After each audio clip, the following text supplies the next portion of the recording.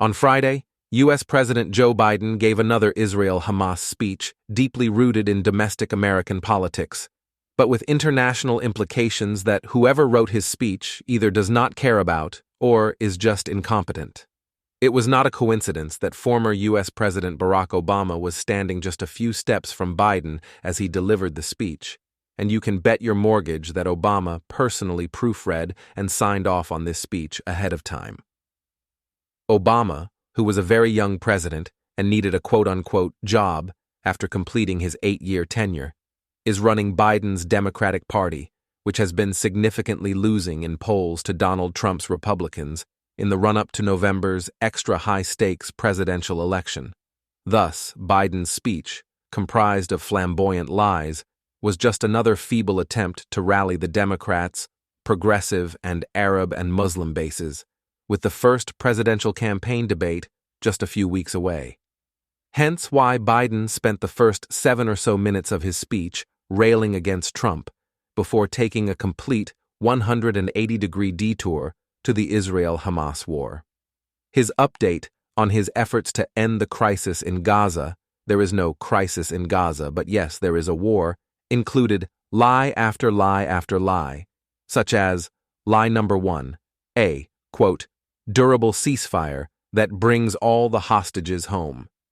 The truth, most of the remaining hostages are believed to be dead, and Hamas and Palestinian Islamic Jihad will most definitely kill some more, on purpose, if and when a ceasefire agreement is achieved. Line number 2, quote, at this point, Hamas no longer is capable of carrying out another October 7th. The truth, Hamas did not carry out October 7th on its own. It was highly coordinated with the Iranians and Qataris, who are very much capable of planning more devastating attacks against Israel. More on this soon. Lie number 3, quote, the United States will help forge a diplomatic resolution, one that ensures Israel's security and allows people to safely return to their homes without fear of being attacked. The truth, diplomatic solutions are irrelevant when one side is one of the world's top terror groups, which has an explicit platform of relentlessly working to destroy the State of Israel. Line number 4, quote, Israel will always have the right to defend itself against the threats to its security and to bring those responsible for October 7th to justice. And the United States will always ensure that Israel has what it needs to defend itself. The truth, Israel being able to defend itself is one thing, and Israel being able to win wars that generate much-needed deterrence against the possibility of future attacks is a totally different thing. What Biden is effectively saying is, we have no problem with Israel being attacked again and again as long as it can respond, but Israel will not be allowed to win a war that others start against it. And lastly, lie number 5, quote, the Palestinian people have endured sheer hell in this war. The truth, the Palestinian people have endured sheer hell since the 1960s, thanks to their leadership. Since then, Israel has not been perfect in dealing with the Palestinians, for no country would be perfect in this or any other case. Yet for decades, world leaders have habitually ignored and overlooked the Palestinians' institutional terrorism, kleptocracy, and rampant corruption, including obnoxious misuse of so-called international aid. If Biden really cared about the Palestinian people, he would demand more from their leaders and hold them accountable. The reality is that he only cares about them at this moment because it is politically correct for him to do so domestically in America. As they call it in Hebrew, cheap populism.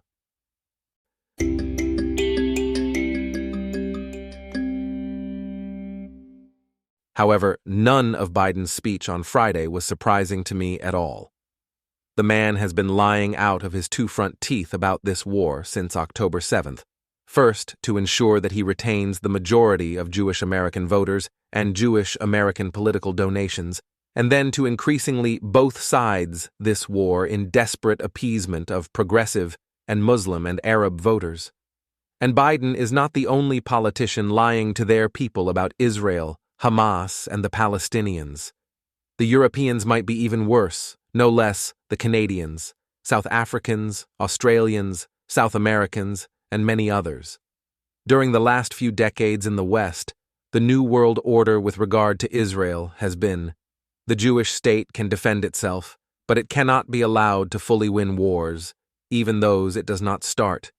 Many Jews and Israelis will chalk this up to anti-Semitism, i.e., double standards for the Jewish state. But this is likely only a small fraction of a much bigger pie packed with many reasons for this quote-unquote New World Order. One reason is the Arabs and their disproportionate leverage, both economically, gas and oil, and militarily. We all know that the Arabs hold 1/6 of the world's wealth and use it to directly influence elections, politicians, policymakers, and others in positions of power across the West. For example, there is a well-known secret in Washington, D.C., which goes like this: if you walk by the Qatari embassy, your pockets immediately become fuller. And of course, Qatar is Hamas's staunch ally, which means that Western politicians who are on the Qataris' payroll, and there are many, including many Democrats, are effectively siding with Hamas, if not in intention, then in outcome. Then there are the Iranian proxies, which are strategically scattered across the Middle East and can effectively do what Hamas, one of them, has been doing, profusely using human shields and disseminating fake news to make it seem as though a genocide is taking place in Gaza.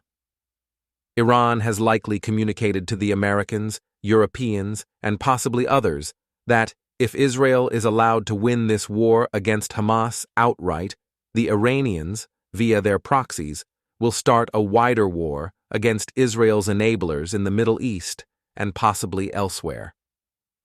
How do we know this to be true? Just 2 weeks ago, senior U.S. officials reportedly held indirect talks with Iran in Oman regarding the potential for escalation in the Middle East following last month's hostilities between the Islamic Republic and Israel. This is precisely the Iranian strategy. We will fight a war against you that does not include Iran proper, thus absolving the Iranians of ultimate responsibility and even attacks on Iranian soil. To add insult to injury, any wider war in the Middle East, started by Iranian proxies, will promise to turn naive, gullible Westerners against their governments via propaganda and inhumane combat tactics designed to make Western governments look horrible in the eyes of these naive, gullible Westerners. Some Westerners argue that a war with Iran is inevitable, and now might be the time to topple their Islamist regime. One of the world's most oppressive but large parts of the West are against another Western-led war in the Middle East following the failed escapades in Iraq and Afghanistan. And no democratically elected politician is interested in committing political suicide by doing something that a large part of their society does not want. Israel is not void of lying politicians as well.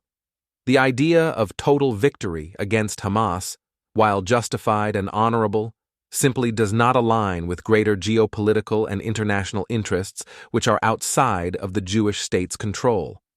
There is no question that Israel has the military capabilities to uproot Hamas as a governing and military power from Gaza, but this war is not just one fought between two militaries.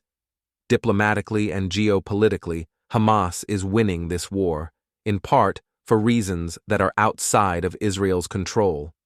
Plus, neither you nor I know to what extent Israel is dependent on other countries for military equipment and weapons, which is ultimately Israel's fault for putting itself in a position whereby it cannot control its own destiny. If controlling one's own destiny is even a realistic concept in today's over-globalized world. And we also do not know what other types of leverage different countries hold over Israel, but we can be sure that these other types of leverage exist and have been promised to be used against Israel if it does not comply with whatever demands are being levied against the Jewish state, even as politicians publicly declare their so-called ironclad support for Israel. At the same time, not one of Israel's critics can suggest a way to destroy Hamas in Gaza with fewer casualties than the IDF is doing. which means that not one of these so-called critics agree that Hamas must be destroyed. Those who want Hamas to survive are the ones who are immoral, not Israel. Still, politicians are trying to convince people that this is Israel's Iraq and Afghanistan, and some have even called it Israel's Vietnam War, a comparison that is so absurdly foolish, I will not grant it any more words other than these. Israel is not in a counterinsurgency or counter-terrorism campaign. Stop comparing the war against Hamas in Gaza to the wrong context looking for moral judgment, said John Spencer, an urban warfare expert who served for more than 25 years in the U.S. military, reaching the rank of major. One of the reasons that many Western politicians are completely missing the boat about this Israel-Hamas war is that they are looking at IDF tactics through the lens of Western counterinsurgency, the doctrine that U.S. and European militaries applied in the failed campaigns in Afghanistan and Iraq. In the so-called global war on terror, Western tactics were to seize a chunk of territory and clear it of enemies through military force. The plan was then to hold the territory through forward operating bases and try to conduct alternative governance in those areas while providing security. In the case of this Israel-Hamas war, Western critics have almost comically misunderstood what the Israeli military is trying to do. The flaw in Western analysis is always the same. We wouldn't do it that way. Yet the IDF has absolutely no intention of using the clear hold-build tactics the West tried in Afghanistan and Iraq. Why would it? Those tactics were an unmitigated disaster in both campaigns, which ended in humiliating defeats at the hands of technologically inferior armies. Israel's strategic aims are defeating Hamas and securing the Gaza border with Israel to prevent a repeat of October 7th. Never again is now is not just an empty slogan. IDF operational design is built around making sure that October 7th can never happen again. Absent the possibility of any enduring political solution, that is simply what success looks like. Israel's war cabinet has received significant domestic and international criticism for their lack of a day-after plan for governance in Gaza, which has been echoed in recent days by Israeli Defense Minister Yoav Gallant and War Cabinet member Benny Gantz. IDF planners are therefore faced with designing operations to achieve a loosely defined goal, with no clearly articulated strategic end state for the operation from their political leadership, in part perhaps because the end state may be unsatisfying to Western ears, according to Andrew Fox, a longtime officer, now retired, in the British Army, who reached the rank of major. Fox added, quote, "If you look at what is possible, what the best version of success looks like, and what Israel is doing, I contend that in Gaza we are seeing a masterpiece of operational design within severe politically imposed limitations. Militarily, the IDF is hamstrung by international pressure to slow operations and uncertainty about what comes next in Gaza, a choice that may at least partially lie outside of Israel's control.